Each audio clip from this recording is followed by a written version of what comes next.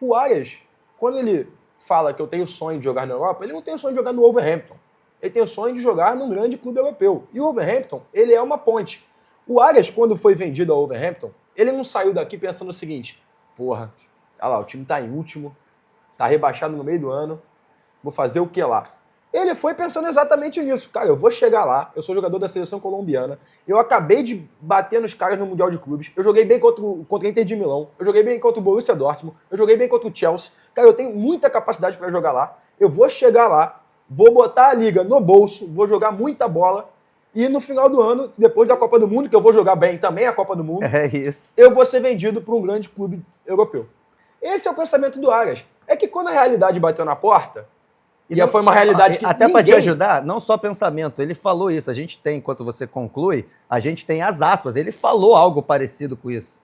Olha lá, creio que todo mundo sabe, sou muito transparente, sincero, e como todos os jogadores, sonho em jogar na Europa e chegar na Elite. É isso. Na Elite não era o Wolverhampton, na Elite. A Elite era no mínimo um Tottenham ali. Exatamente. Mas até o último dia no Fluminense, vou lutar e respeitar o clube, a torcida, nunca se sabe, o futuro está aberto. E a realidade bateu na porta, assim, nem o torcedor mais pessimista do Wolverhampton achou que a situação seria tão ruim quanto está, né? 8 pontos em 25 rodadas. Assim, o time foi rebaixado, né, não oficialmente, mas já, né, teoricamente, em janeiro. Não tem mais disputa, não tem mais luta. Então, assim, ele encontrou uma realidade que foi a pior possível. Se o cenário não fosse tão ruim, se só fosse só ruim, talvez ele nem ia pensar em voltar. Concordo. Se fosse brigar por rebaixamento, talvez ele nem pensasse em voltar. E não, vou salvar aqui, essa temporada não foi do jeito que eu pensava, mas, pô, vamos lá, vai ter Copa do Mundo, eu tenho mais 3, 4 meses aqui para jogar bem, para desempenhar. E não foi isso que aconteceu. E qual é a realidade de momento do Arias? Vou ser rebaixado, meu salário vai cair pela metade se o time cair. Eu não sei se no meio do ano vai ter time me oferecendo valor suficiente que o Wolverhampton vai me liberar. Eu não sei se vai chegar outro botando 25 prata na mão do Wolverhampton. Eu vou me mandar e vou voltar para o Brasil, onde eu já joguei bola, onde eu já desempenhei. Outra coisa, e tá com a proposta de time top aqui, né? É um movimento completamente anormal para o mercado. Alguém consegue lembrar de um movimento de transferência em que o jogador saiu por um valor, não jogou 6 meses, desempenhou mal. Não é nem falar que ele desempenhou mal, porque ele praticamente não jogou. Não teve nada. Jogar ele jogou, né? Não jogou bem, né? Não teve nem nada para avaliar, o contexto é muito ruim. E ele volta por 7 milhões a mais do que foi vendido 6 meses depois, ganhando, com certeza, eu não tenho acesso ao salário dele no Palmeiras, mas com certeza vai ser um salário muito bom e muito maior do que ele ganhava no Fluminense e também no Wolverhampton, já que as notícias dão conta que os salários eram iguais. Então, assim, é um movimento de transferência, de mercado, que ele é completamente anormal, pensando em tudo. Então você está inocentando ele, é isso? Só para saber. Eu inocento de Arias. O Gerson também voltou ganhando mais. Nosso Fernando, nosso diretor, nos lembra aqui. Eu tô falando de fora, mas não tão mais quanto e não tão mais, Arias, mas eu tava falando mais em relação ao movimento do mundo, assim. É um movimento que só o futebol brasileiro tá fazendo. Verdade. Sim. E a gente até debateu isso aqui antes do jogo, falando que, enfim, ele não desempenhou lá, mas no Brasil ele desempenhou muito. Então, o Palmeiras compra o Arias que jogou no Fluminense, não o Arias que jogou no Wolverhampton. Enquanto você falava, eu estava pensando em alguma coisa, eu acabei de fugir da minha cabeça. Vai tocando geral, vídeo aí, vamos falar depois vamos geral. Então, eu concordo com o Eduardo e acrescento que essa época, 6 meses antes da Copa do Mundo, acontecerão mais transferências anormais, que eu acredito. Porque o Arias, eu não vejo ele, eu acho que ele não se sente um titular absoluto da Colômbia, que tem o Luiz Dias na outra ponta e na ponta que ele joga só tem uma vaga, que seria ou a do Arias e dos caras que estão ganhando minutos agora. Que o Carrascal está sendo convocado, o Carboneiro está sendo convocado. Ele joga muito no meio lá também. Jogou muito no tripé, também joga muito no meio, revisando com o James. Então, assim, eu acho que ele não se sente titular absoluto. E lá, como o Wolverhampton estava passando por uma situação muito difícil, ele também não era titular absoluto no Wolverhampton. Então ele falou, pô, vou pro Palmeiras, que é onde eu vou ser titular, onde eu vou ter uma amostragem como o Carboneiro está tendo, como o Serna está tendo, e vou jogar mais. Léo, alguém quer falar mais alguém aí? Eu acredito que usa-se muito o termo gestão de carreira, né? Mas acho que falta isso para o jogador, né? Acredito que muitos dos jogadores, eles sequer acompanham jogos lá de fora, algumas ligas, e ficam muito na mão de empresário.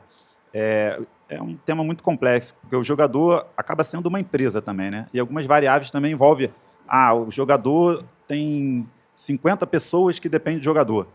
E como é a vida do jogador aqui no Brasil? Às vezes ele prefere até sair para ter paz em algum outro lugar, sem acompanhar, sem ter uma gestão de carreira. Por exemplo, será que o meu tipo de jogo se adequa com o técnico que está naquele time? Vou usar um exemplo. O Simeone. Você vai pegar um atacante aqui que se destaca, vai lá para o Atlético de Madrid, todo mundo sabe que o Simeone chora por um volante, né? Então, você vai ser atacante, não, eu vou para lá que eu vou me garantir. Talvez você não vai nem jogar. E tem toda a questão extra-campo também, né? O jogador, às vezes, quer sair para ter paz. Acho que tem muita coisa que a gente não sabe o que acontece no dia a dia do jogador também, que às vezes ele abre mão daqui para ir para lá, mas, não, eu vou ter paz, eu quero ter sossego, e depois, se eu me garantir, eu volto e retorno para tentar fazer uma carreira aqui. O Léo levantou uma bola importante, que realmente a carreira de um jogador não é só ele, né? Ela envolve uma série de fatores. Um dos fatores, o próprio Léo falou, é o empresário. E tem muito jogador, a gente vê que, enfim, é muito empresário que pega o jogador quando ele é garotinho, quando ele é criança, e dá uma ajuda importante Investimento. na vida, investe muito na vida daquele moleque, e muitas vezes aquele jogador, quando ele vira um adulto, ele trata o empresário como se fosse pai dele. É uma pessoa muito relevante e importante. Então, e ao mesmo tempo, o empresário ao mesmo tempo tem esse jogador, ele tem vários outros. E ele tem os interesses dele. O empresário quer ganhar dinheiro também. Então, se o jogador não é vendido, se o jogador não sai, o empresário não ganha dinheiro. Ele ganha uma renovação, mas isso também influencia. Eu estou falando isso por quê? Porque muitas vezes a gente fala que a escolha do Ares, a escolha de não sei quem, a escolha dele passa pelos conselhos do empresário, pelos conselhos de um monte de gente que está em volta dele. Então, assim, isso também tem um peso. Tem muita gente ali também querendo ganhar alguma coisa em torno dessas transferências milionárias para o jogador ir para a Europa ou deixar de ir para a Europa, no caso. Além disso, ele falou da questão familiar. Você decidir ir para um outro país, e aí eu vou trazer para qualquer outro emprego, tá? Porque a gente está falando aqui de jogador de futebol e muitas vezes a gente esquece que jogar futebol é uma profissão como toda e qualquer outra. Se eu escolho, por exemplo, se eu recebo uma proposta, eu na minha família, eu recebo uma proposta para ir trabalhar na Espanha. Essa decisão é uma decisão só minha. Eu tenho que falar com minha esposa, eu tenho que ver as condições para os meus filhos, eu tenho que ver uma série de outras questões. É claro que um jogador de futebol ele tem um salário muito maior que facilita muitas dessas coisas que você tem que pensar, do que se fosse uma proposta para mim. Eu não sou um jogador, eu não vou ganhar milhões nos maiores clubes do mundo. Mas isso é uma decisão, independente da questão financeira, é uma decisão conjunta com a família. Pô, eu quero ir jogar, eu estou falando aqui, eu citei aqui a Espanha, mas eu quero jogar na Rússia. Vai ser bom, eu tenho um filho de 3 anos de idade, pô, vai ser legal ele morar Pode falar São do Ares, Petersburgo. né? Wolverhampton, vai ser legal né? morar Cidade, em Wolverhampton. E tem mais, o Edu já até falou isso, eu acho que é um outro ponto também que eu acho que é relevante, que é a questão de como funciona o futebol brasileiro e como funciona lá fora. O calendário do futebol brasileiro é uma loucura. Os clubes brasileiros são os clubes que mais jogam no mundo, isso é provado, comprovado, 70, 80 jogos por ano. Muitas vezes o cara vai para a Europa, vai jogar num clube que só joga Liga. Deve jogar 38 rodadas no ano, mais uma Copa, vai jogar 40 jogos no ano. Olha quanto tempo a mais ele vai ter com a família dele. Olha quanto tempo a mais ele vai ter livre para ver o filho dele crescer, para levar o filho dele na escola, para trazer de volta. Muitos desses países são países minúsculos, em que a viagem com 2 horas, 3 horas, você está do outro lado do país. Aqui no Brasil você tem que pegar avião, você pega 6 horas e meia para ir para Pernambuco, depois você volta para ir para o Rio Grande do Sul. Isso é tempo longe da família, cara. Então, assim, tudo isso tem que ser levado em consideração pelo cara quando ele recebe uma proposta para sair ou não. Então, assim, por isso que eu falo, salário é muito importante, é fundamental, mas tem muitas outras variáveis, o Edu já falou, muitas outras variáveis para você pesar, para saber se faz sentido você ir para lá. Você falou do futebol russo, são 2 férias no ano. Por causa são do 2 clima, férias né? no ano por causa do clima. É. Então você tem umas férias normais no meio do ano e tem uma agora na parte de janeiro, você ganha mais um mês. É mais um mês com a tua família, é mais um mês vendo teus filhos crescerem. Tem vários outros fatores para além do dinheiro. E sobre a questão do dinheiro, eu acho que o grande ponto que você citou, Pet, é que o futebol brasileiro hoje ele consegue dar condições de um jogador avaliar. Né? Antigamente, quando eu falo antigamente, eu não estou indo lá para 90, estou falando agora de 15, 20 anos atrás. O jogador recebeu uma proposta dessa, muitas vezes, cara, era um dinheiro tão mais que o jogador nem avaliava se o lugar era bom, se o lugar era ruim. Hoje, ele já tem, o futebol brasileiro já paga tão bem que ele consegue, pesar na balança. vale a pena. Eu tenho um caso prático, não vou falar o nome do jogador nem da equipe, porque é informação privilegiada, mas um jogador que eu trabalho, recebeu uma proposta de um médio clube da Itália. E ele falou, não vale a pena para mim.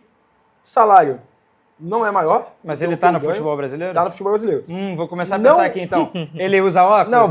Não vale. Ele não vale pelo salário, não valeria por questão de visibilidade, porque era um médio clube da Itália, não era um gigante da Itália, europeu, não joga Champions League, não joga nada do tipo. Ele já conseguiu avaliar. Eu não vou. É melhor ficar aqui onde eu tô.